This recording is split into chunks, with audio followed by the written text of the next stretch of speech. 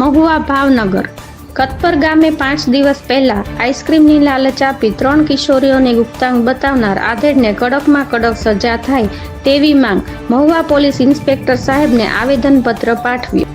મહુવા પંથકમાં 3 બાળકી સાથે અશ્લીલ ચેષ્ટા કરનારને કડકમાં કડક સજા થાય અને તેનો વરઘોડો કાઢવામાં આવે તેવી માંગ સાથે આવેદનપત્ર અપાયું।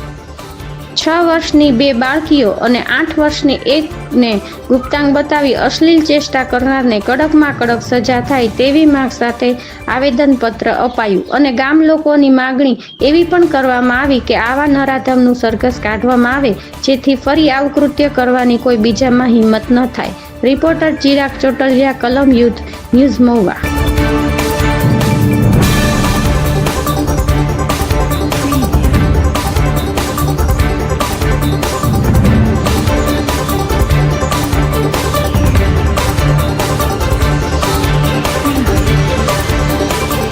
जय हिंद। मारू नाम सरवैया जयश्रीबेन, राजीव गांधी राष्ट्र संगठन पंचायतना जिला प्रमुख। અને આજે અમે સાહેબશ્રીને આવેદન પત્ર દેવા માટે પધાર્યા છે। એ બધાય તમામ ગામના ભાઈઓ બહેનો અને આ દીકરીઓ નાની અને સાહેબને ખાસ વિનંતી કે અમને બધાને ન્યાય અપાવો, આ દીકરીઓને ન્યાય અપાવો અને એવી સજા કરો કે આ જાતોની એકય દીકરીઓનું કોઈ નામ ન લઈ શકે અને ન્યાય અપાવો સાહેબને, એટલી ખાસ વિનંતી। જય હિન્દ, જય ભારત। હું કવાડ સોનલબેન કવાડ, નારી રક્ષા સેના મહુવા તાલુકા પ્રમુખ।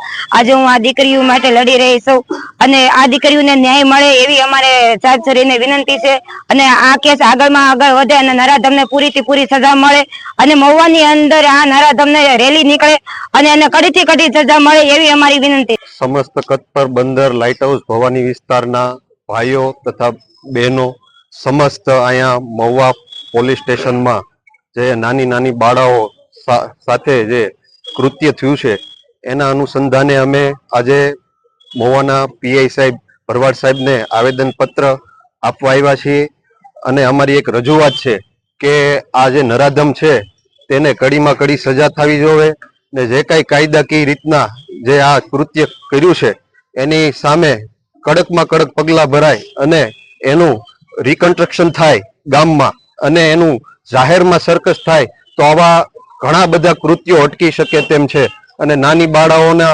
ન્યાય માટે અમે લડવા તૈયાર છીએ। જય હિન્દ।